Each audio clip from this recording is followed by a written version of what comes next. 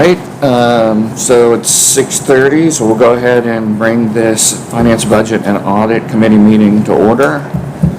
We've got 4 things on our agenda we wanted to talk about tonight. First, we'll be talking about our then and now process. Second, we got a update on claims filed against the city. Third, wanted to chat a little bit about possibility for getting iPads for council so that we don't have to rely on our own computers and paper. And fourth, any kind of financial recovery plan updates that we might have. So, Mr. Powers had asked me, it's been a while, so I'm sorry about the length of time it took to have a meeting, to come and discuss the then and now process. So I'll go ahead and let you start. Thank you. I appreciate the opportunity. So I want to hand something out real quick. Thank you.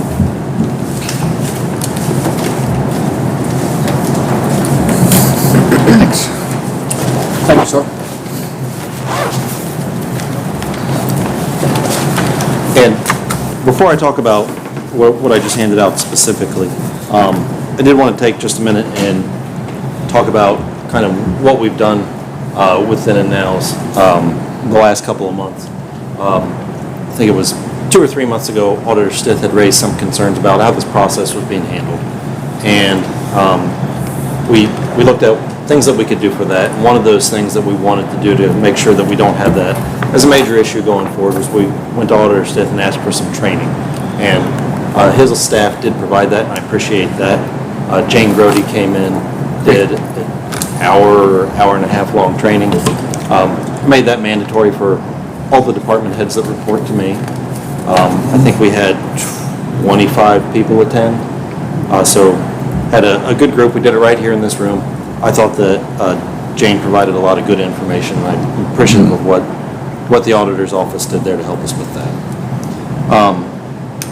So when we look at that then and now process, what we're looking at is Ohio Revised Code 5705.41, which states kind of pertinently that we shall not make any contract or give any order involving the expenditure of money unless there is attached thereto a certificate of the fiscal officer that the amount required to meet the obligation has been lawfully appropriated and is in the treasury or in the process of collection. If that process fails or isn't completed the correct way, it then provides 2 other processes that can be utilized to comply with the law. One is that if it's under $3,000, the auditor's office is able to approve that. If it is $3,000 or higher, then that would need to be approved by City Council. Both of those are then and now Correct. issues. It's just one has to come to us. That's correct. Yep. That's correct. Same certificate is generated, it's just who's doing the approval. Right. The Auditor of State's report on accounting methods indicates that if it's over $3,000, we have to go through that council route, and that we should be doing that as often as possible with our then and nows within 30 days. So in the interest of kind of ensuring a common understanding of those, I have one that Auditor Stith has recommended come to council, and I just wanted to review it a little bit before I officially make that request to council to approve it. And that's the one that I provided for you here. This one is the International Association of Chiefs of Police. This is a very self-descriptive organization. It's basically offering services to help chiefs of police do their job better at the local level. What this is it's a renewal invoice, and what concerns me about this one ending up as a then and now is these renewal invoices are something that we get across the city. They come from lots of different groups that we do business with. They send them whenever they get around to them. They don't necessarily call us ahead of time and say, hey, this is going to come. And sometimes we don't know that we want to re-up that service until we get it. We want to make sure that we maintain and use our dollars in the wisest way possible. So if the chief of police here gets this, I think it's a good practice for him to go to his folks who are using these services and say, hey, is this worthwhile? Should we continue to use it?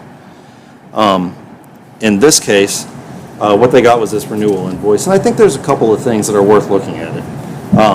One, it's for a term that began May 1st. You can see that it says invoice, it has an invoice date. That invoice date is March 14th, and it says it's due in 30 days. But something you'll notice it's kind of different than a lot of the invoices you see is, if you don't pay this in 30 days, you don't get a fee, you don't get a penalty. There's nothing that happens. You can take it, you can wad it up, you can throw it away. No one will ever say anything about it again, because in reality, what it is not an invoice. It's an offer to us to renew this service. And so my understanding, looking at 5705.41, is that as long as the purchase order is created before we decide, hey, we do want to buy this service again, then that should be acceptable. So the police department did ask for a requisition, sent it down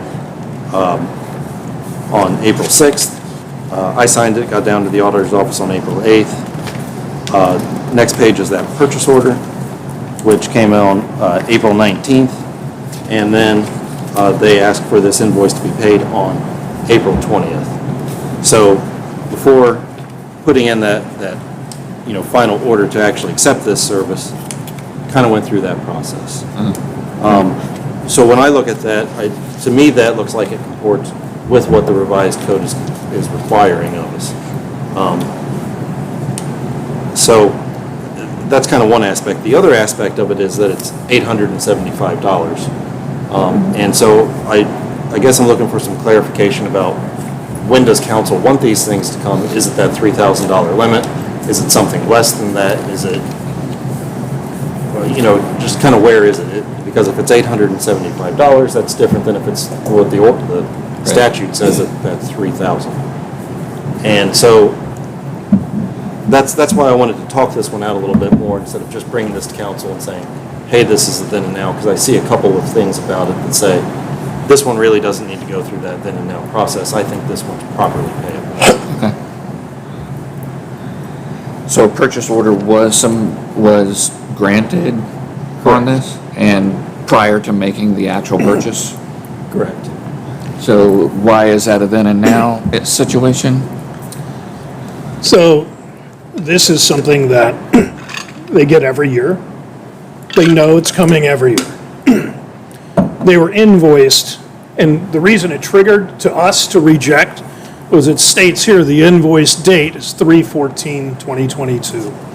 The request for the PO was 4/6/2022, and the PO was issued on 4/19/2022.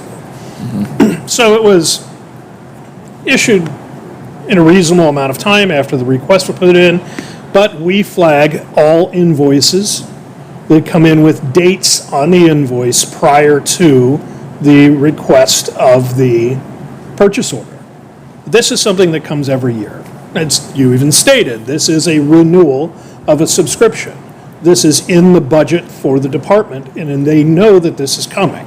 They should be putting a purchase order in either for this individual thing that they know they're going to have to pay every year in the beginning of January or February to encumber that money so it's not used for something else, or put a blanket purchase order in, which then could be used to cover all subscriptions. And what we're trying to do is get everybody to follow those rules. Now, looking at this, there's a lot of things, and I know you and I have had discussions on this. First saying, well, other municipalities don't even make them fill out POs if they're renewals. That's not the way we interpret the law. That's not the way that we do it. There's a lot of discussions about, well, the invoice came, but really the service itself starts after the date of the invoice. But this was something that they should have known was coming, and they should be doing in their budgetary process. So I've heard a lot of discussion about why this should be approved, but what I wasn't hearing, and the reason I didn't approve it is, you know what? Next year we're going to make sure this is done right. The next time we get a subscription, this is going to be done right. We understand the importance of getting the purchase order before ordering a service.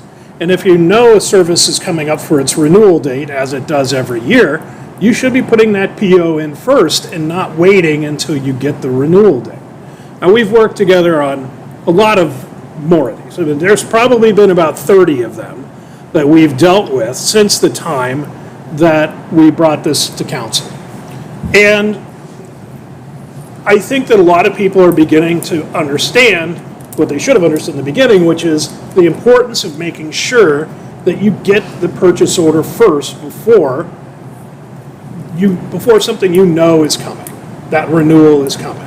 And we're just trying to instill that into those departments. I've gotten a number of things from people, emails or notes that come back and basically saying, I just granted 2 of them today, where we have invoices or special circumstances where something had to be purchased or was prior to the PO being issued. So we're trying to clean up that process. Okay. Not find ways around it. Well, I would say that, one thing I think that you said there that was really important is that you can't make the order. So the order here, I don't think that it's a reasonable thing to hold our departments to. The Chiefs of Police Association sends them a letter, and we hold it to the department and say, you've made an order. They've done literally nothing. They've just received a piece of mail. And it concerns me that if the department had received this and said, we don't want this service, then that would be fine and there wouldn't be a problem.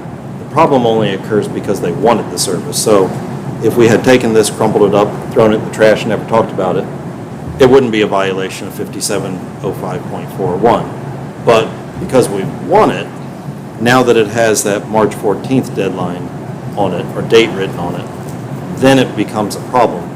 And I think that's where the confusion is coming, is what's an order. If I get an invoice, or a renewal invoice like this from an organization, have I broken 5705.41 when I receive it? And if I have, why have I? Because maybe I don't want the service. If I throw it away, is that not a violation? I'd say if you wanted the service, you would have filled out the PO early in the year knowing that this comes every year. That's the issue. Is that if we start allowing and saying, well, subscription services, we're going to not apply that rule because we don't know if we're actually going to get it. 5705. So the point is, if you know you're going to get it, you fill out the PO before the invoice comes. And this is an annual dues that comes up. There are a lot of departments that have annual dues for things. And what we want to see people doing is being responsible for their budget and filling out that request. Because you don't know this, you haven't been here a long time, but we've run into some real problems in the fourth quarter of the year before, where people spent monies for things that later should have been encumbered for later in the year. And they're like, oh, I've got this, this renewal for something that came in, or I've got this telephone bill that came in, or anything else. We've got to pay it, but we already spent all the money out of that key. So if you know if this is in your budget for this, or maybe this wasn't budgeted, if it's in the budget, they should be putting the request for the PO in for their regularly budgeted items like this, or a blanket to cover all subscriptions. But that's part of that budgeting process. I do understand that that's a good practice, and that is the practice that I'm encouraging. What I don't fully grasp, though, is how that turns this into a then and now, because they didn't make the order until after the purchase order was created. And to me, that comports with what the law is saying. It's saying you can't make a contract, you can't make an order unless and until you have that purchase order, and in this case... When our audit team pulls this, they're going to look at the invoice date. And they're going to say this was invoiced on this date. Is there additional And you can sit there and argue with them all you want. You can't win that argument. I've done it. But, the fact of the matter is, what I'm looking for on something like this is either this can go to council and you guys can say, do it then and now, or I'm looking for a commitment from departments that if you're going to do this, you get the PO first, or you do a blanket purchase order for all subscriptions. You don't have to get it for each one that's coming. But this didn't come out of nowhere. This has been something that's done every year. I understand that, but it's still, it still does comport with what the legal requirement is, which is that they don't make the order. Yeah, until they I'm have not think- making a legal argument. I mean- I certify this or you guys can. Right, And yeah, I I think- said this, the conditions for me to certify it. Right. For me, it kind of falls in a gray area. I understand your point, and I understand your point. This is one where it's not, I don't think this particular thing's gonna fall on one side or the other. You could probably get by with not doing a then and now on it. We could do a then and now and be safe about it because of the PO date, because to me, this is less of a, I wouldn't have called this a renewal invoice. I would have called this a renewal notice if I was the chapter of the AI or IACP, and then I would have requested, but be that as it may, that's how they worded their thing. I think it's a fair request to say that, as long as Mr. Stith is the auditor, and he wants to do a then and now thing, or invoices submitted, or purchase orders submitted prior to invoices like that, I think that we as a city should attempt to follow that Yeah. process going forward, which is, I think what you're just looking for, like, totally hear what you're saying, that's what we're gonna endeavor Yeah. to do in the future. That's which I correct, think because is what- not an unfair ask. What I don't want to have happen is to approve this Mm-hmm. and just say, okay, it doesn't apply then and now, and then that becomes the precedence moving forward. That Right. every subscription that the city has, and then is, well, it's time to renew it. Mm-hmm. Well, there's no PO for it. Well, you let that other one go. what And about now it's the- the subscription to journals, and now it's a subscription to every organization that we belong to across the city. Would it be feasible for each department to have that blanket PO, say, hey, you have X amount of money for all your subscriptions, be it Correct. magazines, organizations, and this is your PO for this year? Yeah. Would that help these kind of gray areas? It wouldn't, and I've encouraged my departments to do that. Yeah. And so, council passed a piece of legislation that authorizes us to do blanket purchase orders in an amount up to $25,000. Okay. So that was part of the training that we did with Okay. Jane Crody, of encouraging folks that that's how you want to do that. And that's some of the that's the things that we easiest have way. worked together on, is this idea that every time somebody goes to a class, Yes. they're putting in a separate PO, where each department should say, my budget from everyone going to classes is gonna be $10,000, and they put that blanket purchase order in. And this was a case on another department where somebody went and they put a PO in for one person to go to a class, and two people went. And so now we got a bill for twice the amount. So we discussed that with the department, discussed it with your office, and, pointed out the importance of doing blanket purchase orders, meaning you have one educational PO.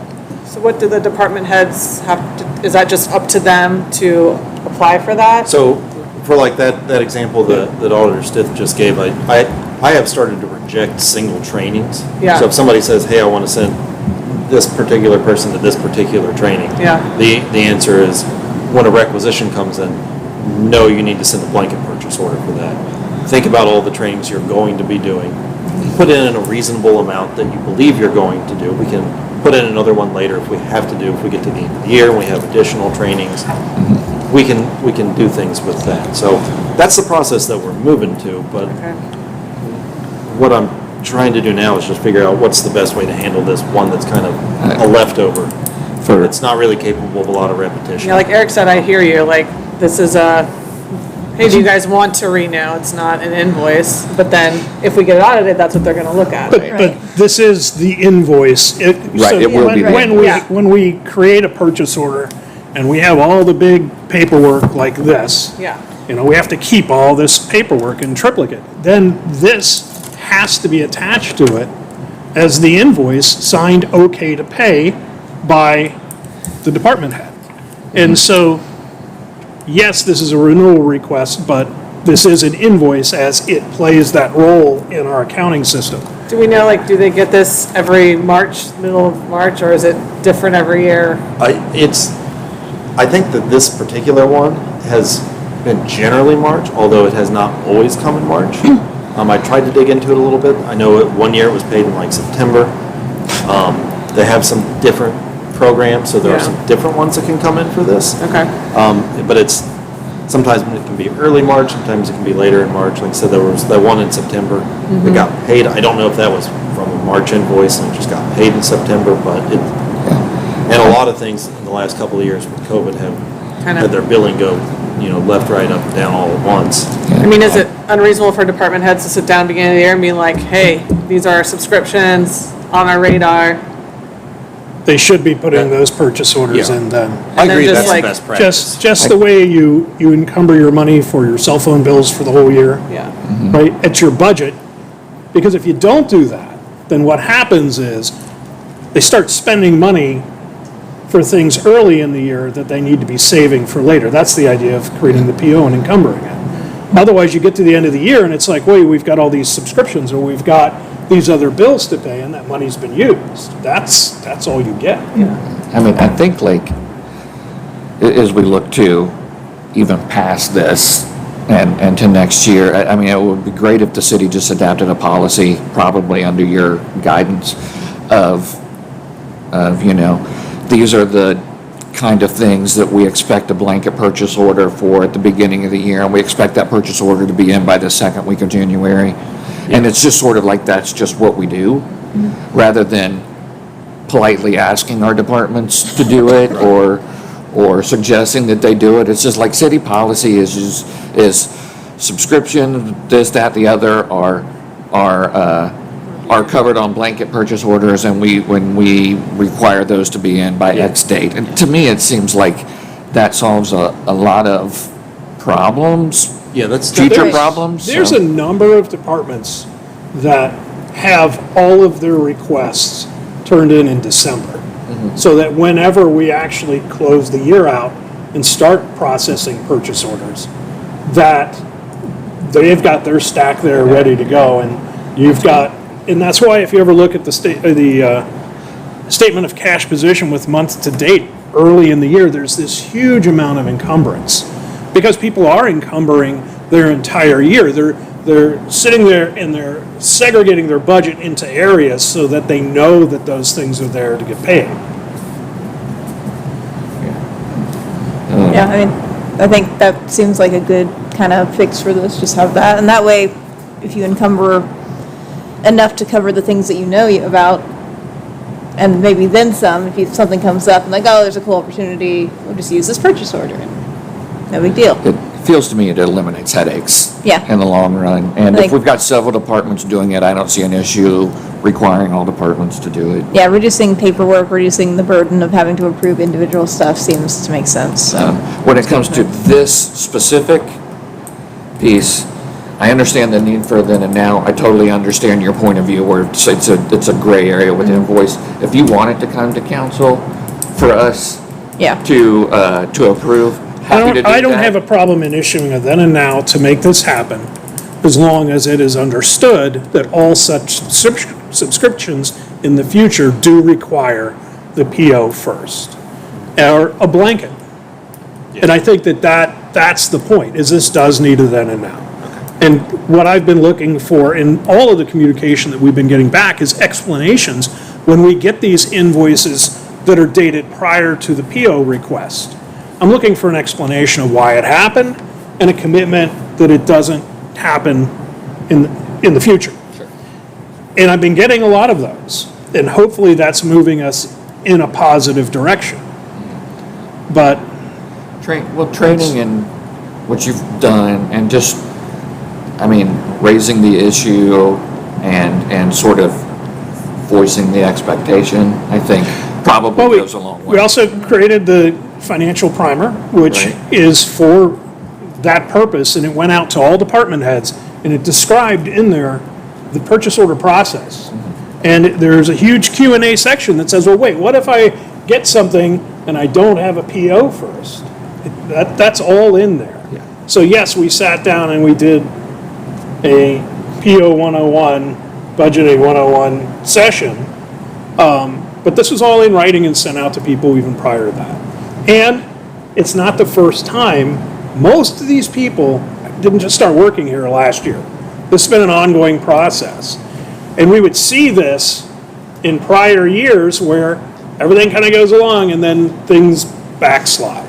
And there are some personnel issues and other things, but we're looking at it like more as a educational process to move to doing this correctly. But we do look for commitments from departments that they are going to do this correctly in the future.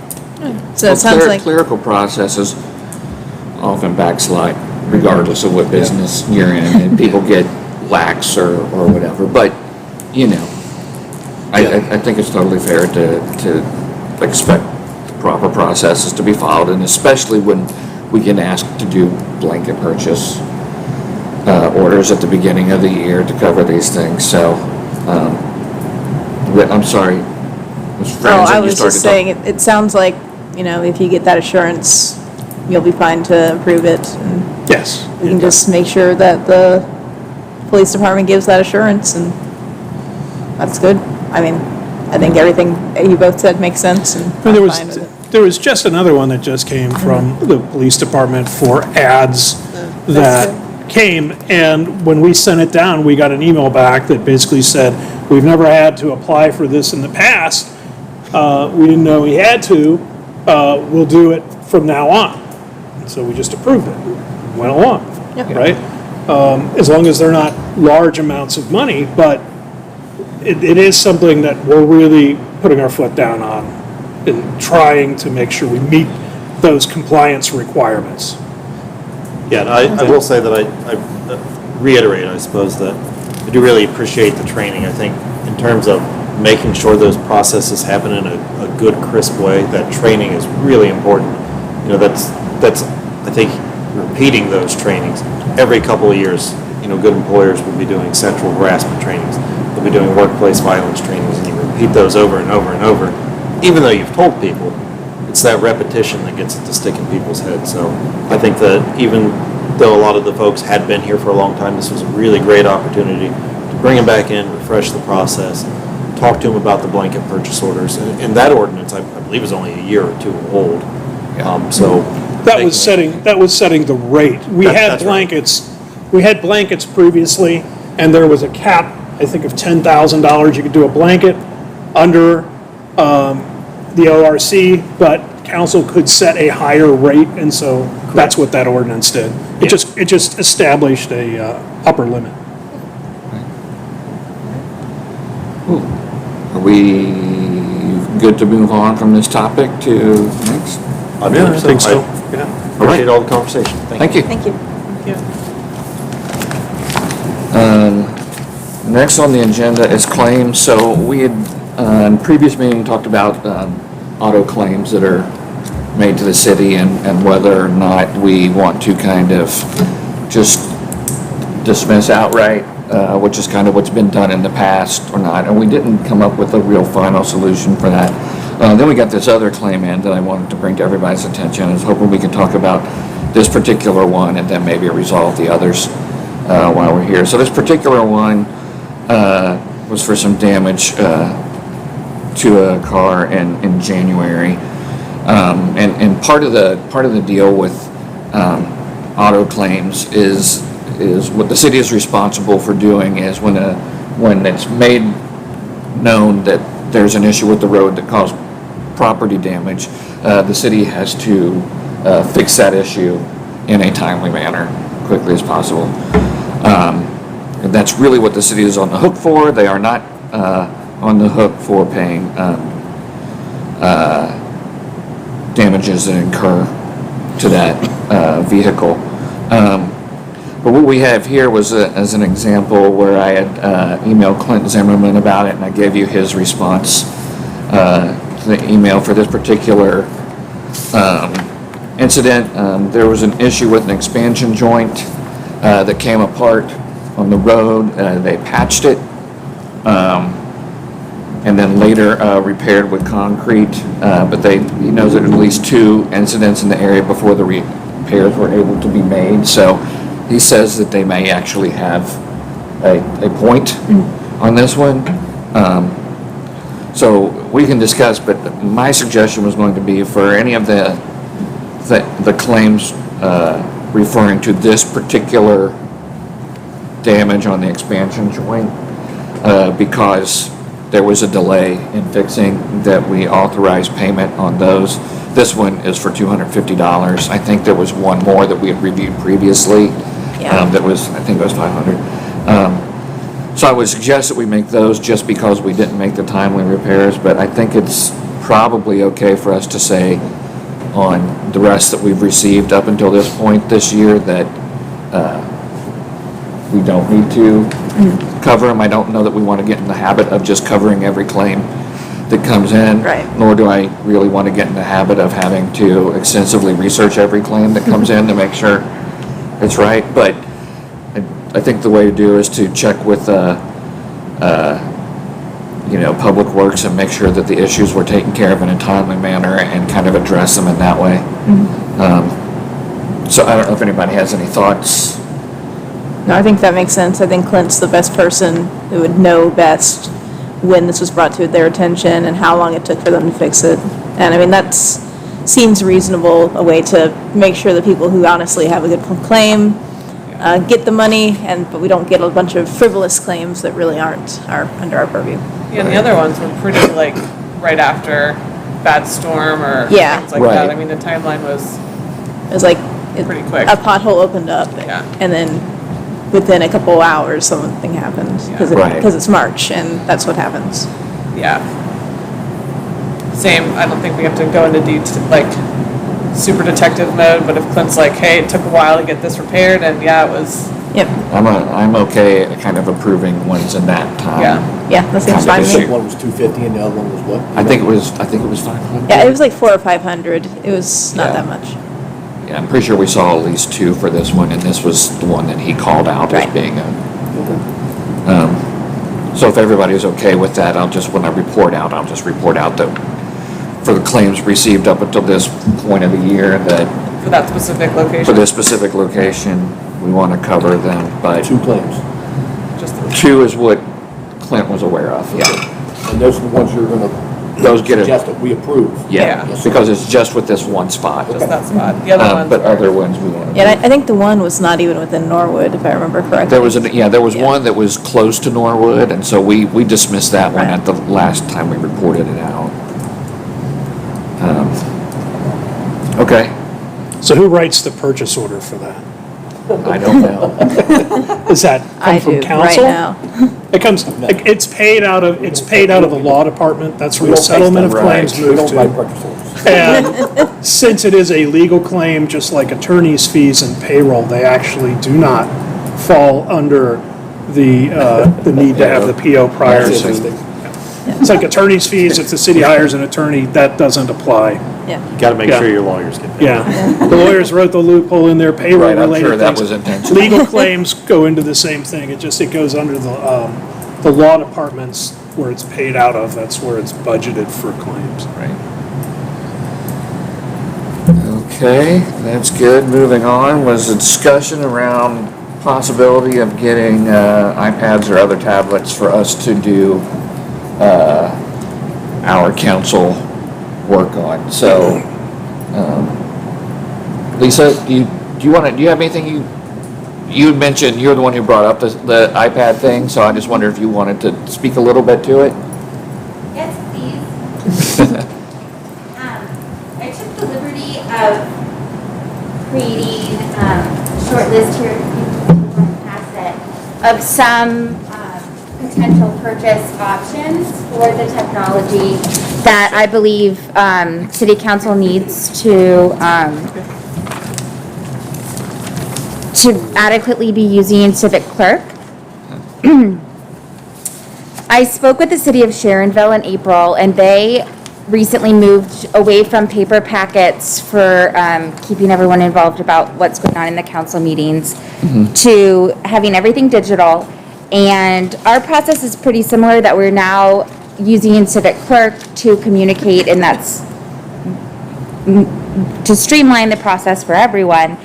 And they have moved to, on page 1, it shows the Apple products that they've been using, an iPad, and then an iPad that connects to a keyboard. That is about $706 per council member. I've discussed with Ken Miracle, the president of council, at length, and he believes that we would need 9 sets of products for each council member, and then also for the clerk of council and the president of council. Ken believes that the money is there in the council key, in that we could move forward with requesting a requisition to use that money. I know that several council members have communicated concern about using their personal property for council happenings, since when you're, I don't have a clear understanding of this, but when you use your personal property, some of it can become public property, even if it's just your intel or your material on your computer, if you're using a computer. So, and while I have the mic, I would suggest also that perhaps council could plan to use some money for a cell phone for the secretary of the clerk of council, so that the secretary, who is me, would be able to communicate with council members and other people working for the city through a city-owned cell phone, be able to be reached when I'm not in the office for the part-time role, to be able to keep everything moving when people have questions or really need me to respond to an email. There are some gaps in being able to run the office without having these technology upgrades. So hopefully you find this helpful. I did take the liberty of finding some less expensive options, which you'll find on page 2, 3, and 4. If some council members have never used an iPad, I don't know if that would be the most user-friendly way for people to be taking notes during meetings. But again, with the option of having that keyboard with the iPad, Sharonville has said that they had some friction during the transition, and maybe just a laptop would allow for less friction, and I hope that is helpful information. Two questions. I kind of like the laptop because when I'm looking up there and their computer's up, I can't see them. So maybe that option. The does the city have like hey, we use Dell products because we get XYZ discount, or sometimes. That'd be TA and Norcom makes Yeah. those types of purchases. And usually, so there's 2 things. Number one, there is a company that we contract with to supply the majority of the computers in the office, and that's SNH. And it's a small company that does all of our IT. So like in my office, if my computer stops working tomorrow, the next day or later that day, someone's coming and replacing it, because we're essentially lease purchasing them from them. And we're paying for that IT backup. There are other departments that will purchase devices not from that company and not have that backup support if something happened, but they have enough of their own devices that they can, if this one breaks, I'm gonna go use that one. So there's really 2 ways. We do have a company that we go through, and then other departments make purchases for the devices. Usually that goes through what's now Norcom, which TA Brown is in charge of that. So I would talk to him before purchasing anything, and definitely, TA. Yes. Yeah, so that's the person to talk to about it. I would say if you're gonna be having portable take-home devices, the city should write and adopt a policy on those devices, because they tend to grow legs and disappear. And when Mr. Braden's not reelected, he may say, oh no, I'm going to keep this device. What is, so, and everybody would have to sign, I mean, there would be a paperwork process, and therefore we must. I'm the whipping post. Yeah, I'm waiting for that siding to get on my house, man. That's like, sorry. So, just meaning that we should have a written policy, and that there should be what is appropriate use, what is not appropriate use. And that should be something pretty easy, just looking at places like Sharonville and seeing what is their written policy for portable computer devices. I know that the Auditor of State, from the standpoint of our fiscal emergency team, hears laptops And they get kind of nervous because those are the things that tend to disappear. We should probably, yeah, it wouldn't hurt to have a policy like that for the city. Right. We just need to write it and adopt it by council. The other thing is, where is this paid out of? Because, don't ask me why, but from a budgetary standpoint, you've always had city council and the clerk of council, and you had two separate keys.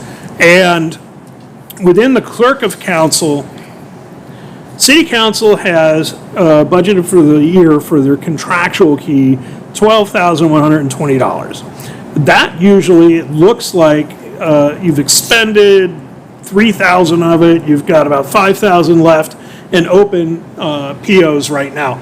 That's probably all of your Enquirer fees, your Yes. newspaper advertisements. Yeah. And then within, so that's under city council, 0100, that's you guys. And then under the clerk of council, 0200, you have, under contractual services, which is where you would buy a computer, $13,000 with nothing encumbered. And a lot of times, some of that is used for certain advertisements, but I think 10,000 of that had been put in there for binding of the ordinances and kind of what the legal, I just know they talked about the fact that putting them online, the company that tracks them online, but then also we would have to have those documents officially bound. And that's what that 10,000 was for, was to go back and do that. But we've budgeted that $10,000 for that to happen for the past 3 years. And it's never happened. So I don't know what the legal requirements are for that, what the plan is to make that happen or not happen. But that's why there's 13 in that key instead of just 3. There's that extra 10 for that. But there is 13 that hasn't been encumbered at all under the clerk of council's key. So if you find out by talking to the clerk, and I don't know, the law department possibly, and there isn't the plan or the need for those binding services that had been put into the budget a few years ago, then it would be the clerk of council purchasing and maintaining the computers. Does that make sense? Yeah. And then council would use them. So we'd need to talk to the law department, see what the binding, I would Legal talk to policies Mr. are. Gears too. This yeah. goes back to, I know when he's been around before. Okay. And there was some, and I'm just kind of, I know why there's an extra 10,000 there and what it was intended to be used for. And I know that that hasn't happened for a few years, so, I remember that discussion at some point. yeah. I don't remember what came up. it was. Right. But that's why we put that money in there. And if they're not gonna do it this year, then yeah, you could, you don't have a line item budget. You just have a total amount. And so contractually, you have $13,000 in clerk of council to do with what your desire is. So, Is there a chance that it could come out of general fund money if we wanted to, or if the city so chose to do that? There's not an IT area for that. We used to have a line item that was just a general information, IT upgrades that we put in that could go to any department, but when we went into fiscal emergency, that's one of the line items they made us get rid of. And they're like, you just need to encumber that in a bigger pot. So, public lands and buildings contractual doesn't have enough in it right now. They're pretty well encumbered. Let me look. I don't think putting it under NORCOM would be legitimate from communication standpoint. Typically, expenses for computers come out of that department.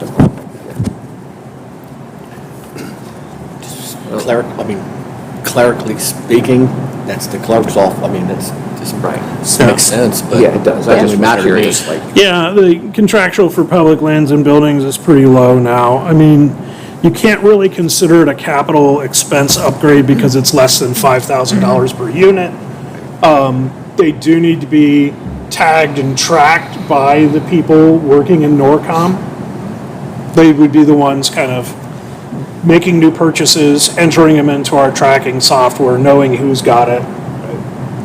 I think Lisa brings up a really good point too of like private and public property. And, you know, like for me to contact anyone, like I have to open my computer, log on, okay, and Civic Plus and my email as well. And I don't like to text on my private phone about anything council and all of that. So it would be great just to have one device to be like, this is my Civic Plus, this is my city email. I can pull it up quickly. And I think a phone for you would be great as well, you know, using your personal phone text or update and all of that.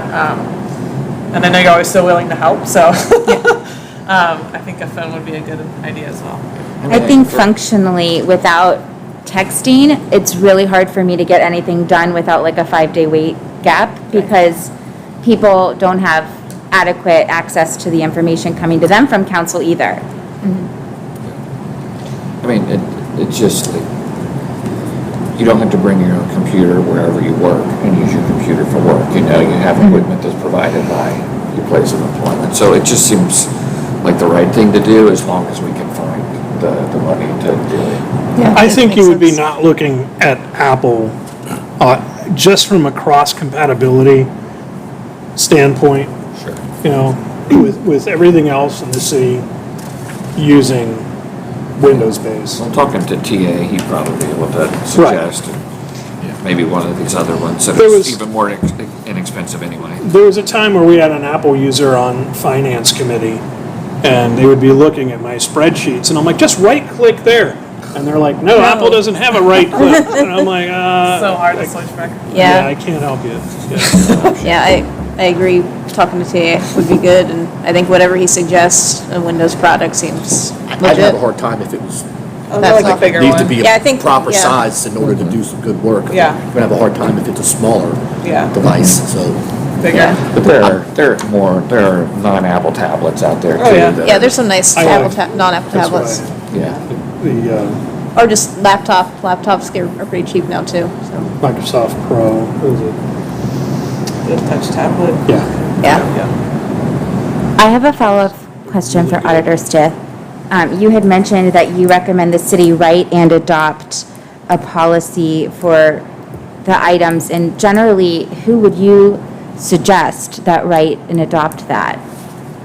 The council office, or do you think HR does HR No, write I think it's a city processes? policy that we would, you know, the city needs to adopt that policy, so probably Administration. work with your office on it. And I would say pull that, up, like because, you know, across the board management policy Yeah. that then would be brought in the form of, you know, I would see this as an addendum to our personnel manual.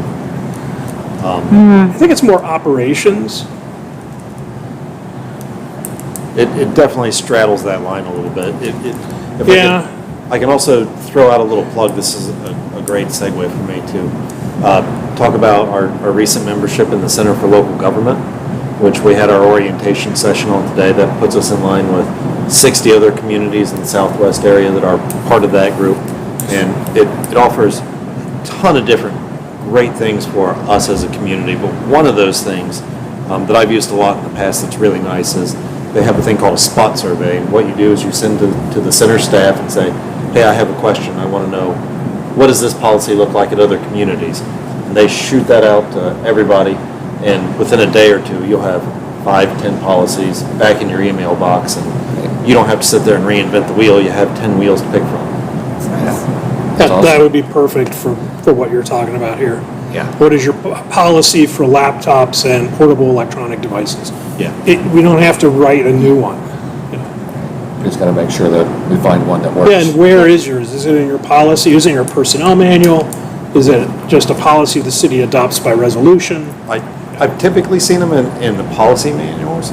I don't know that I don't think there's a legal reason for that. I think it's just hey, let's add this to the binder. Yeah. And that way it's all in one spot. It's a convenience thing. Usually in personnel manuals too, you give those out once a year and they have to be signed that you've received and read them or whatever, so. Yeah. It's one, I mean, whether that's where it legally has to go, wouldn't be a bad idea to put it in there anyway. All right. covers that. So the last thing on our agenda was just some financial recovery plan updates. Mr. Miracle was not feeling well. He messaged me, and so he couldn't be here tonight. But I didn't know if you had any updates, Mr. Stith, worth mentioning, or if things are just doing what they're supposed to be doing. Things are trudging along. There's still, the new treasurer and treasurer's office, new tax commissioner, people running the office. We're looking at changing the way that we balance monthly, so that's a big change, working together to move things off of spreadsheets and all into the VIP software. Okay. And once we do that, then our reconciliations can happen. We would actually be balancing on a daily basis, and we would be reconciling as we go along. But there's a lot to make that happen. It's not as easy as it sounds, and there's been some personnel changes in both offices that will require more work on that. Until that process and our final reconciliations are together, we're really not in a position to move forward to get off of fiscal emergency. I mean, that's kind of our goal, and we're moving in that direction. I was hoping that we'd be there by September of this year, but as we get closer, it seems like that's being pushed back more. It really depends there. There's still a lot of bumps in the roads with Paycor. There's still a lot of payroll issues that we're dealing with, a lot of corrections that need to be made. These are growing pains of going to an outside company, and there's some changes that we as a city are going to have to make to comply with that. And we just had meetings with them today. So things are moving along, but it's not been the smooth transition that we hoped for. Last year, switching from financial software from 1995 to modern software has made a lot of difficult changes, including payroll, and then stepping to a third-party payroll company. We are spending more time so far this year dealing with payroll issues than the last 6 months of last year when we were doing it internally. So that's a big time suck for us. Yeah. And, until we fix some of these problems and iron out the issues, moving forward is tough. Is that something that you're regretting, or is that something you're looking forward to thinking that it's going to get better? Oh, no, it's getting better. It's just you just start figuring things out. Sure. Like last month, I'm looking at this report that I ran today again, and I'm like, police, fire. Overtime year-to-date, $0? Wait, what? How are they not reporting overtime? Well, we found out that their GL upload, their general ledger upload that they send to us, has been combining the overtime and the salaries. So it's all in there, but it's not separated out as a line item. So we talked to them, and they're like, oh, now you've got to go back into the system and change these codes, and then we can calculate each department and say, well, we know how much everybody's got in all their overtimes on their pay stubs. We just need to run reports showing the total overtime for each pay stub year to date up to this current payroll when it's been fixed.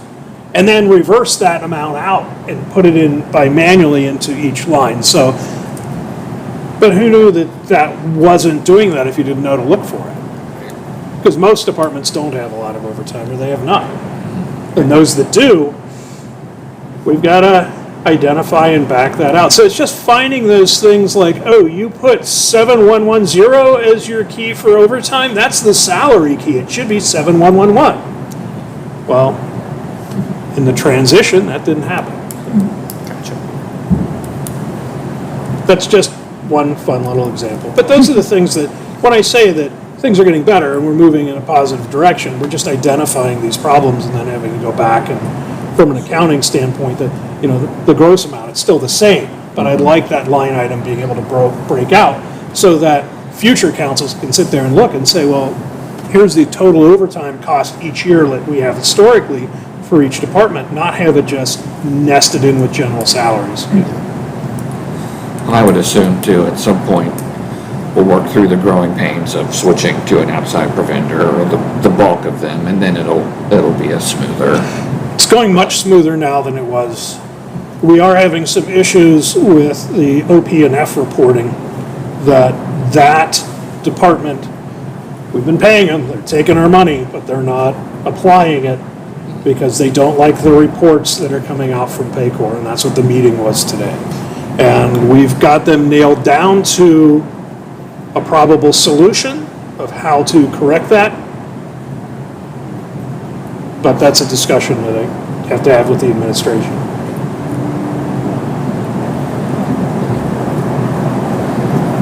Anybody have anything else they would like to discuss this evening? I just appreciate the banter that we have as far as for the vetting now and things. It's a little touchy, but it makes the city better, and I appreciate what you guys do, everybody here with the conversation. So I think we've been doing a lot in moving in a positive direction with it. And I can tell. there's I can going to be tell. growing pains with that process, appreciate too, it all. especially when new people come on. Great, well, thanks, everybody. Appreciate you both coming to the meeting, and everybody else, too. Have a good evening. Nice work.